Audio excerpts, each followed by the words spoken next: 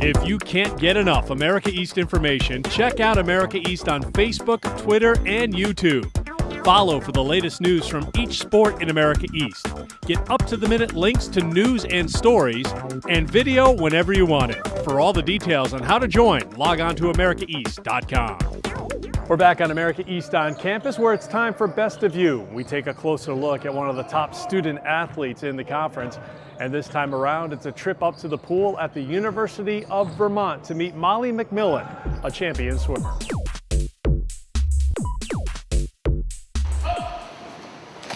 My best event is the 1650, and I won it the past two conference meets.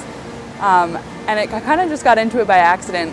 I happened to swim the 1,000 one day for one meet, a random meet, and ended up being good at it. And I've only ever swum it 3 times in my entire career. But yeah, it's just kind of a fluke. Freshman year she came in, she was Rookie Athlete of the Year. She took second in the 500, she took second in the 200 backstroke, and just really set the tone for the program at that point in time. And then through her 3 years since then, she's really established herself as one of the top distance swimmers in the conference. I didn't find out about Molly's allergy until the end of her freshman year. We were at Harvard University for an invitational called the ECAC Championships.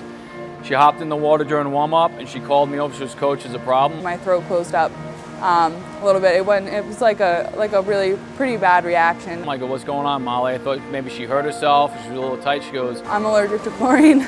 And I thought she was joking at first, and then she goes, "No, I really am. My throat's closing up." And then her nose started to bleed. I've been allergic to it since high school. I went to an ear, nose, and throat doctor and had all of my allergy tests done. She hit it very well. She's something she always dealt with. She'd get out of practice and I guess have just really bad allergic reactions to the pools and stuff like that. What I just have to do is shower afterwards, and then if it happens at a meet or during practice, I have to take Benadryl. For her to go from what she was swimming to having to swim the mile and actually become a conference champion is really ironic if you think about it. It's not like she's going to swim 2 lengths of the pool. She's in there for 66 lengths of the whole time, and so to really pick that kind of an event for somebody with a chlorine allergy is pretty interesting. Swimming is a love-hate, and I couldn't be without it. And I love to compete, and I love my teammates. And there are aspects of it, like sometimes the grueling practices and of course the chlorine allergy. But when I step up on the block and I get in the water, I definitely become a different person. And I just want to get out there and compete.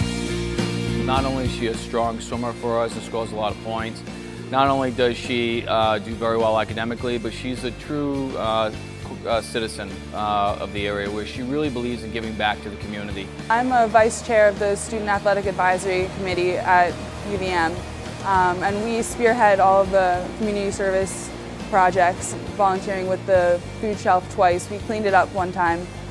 We went in on a Saturday, and then the other time we went to go hand out turkeys over Thanksgiving. It feels really good to give back to the community, and it feels really good to help people.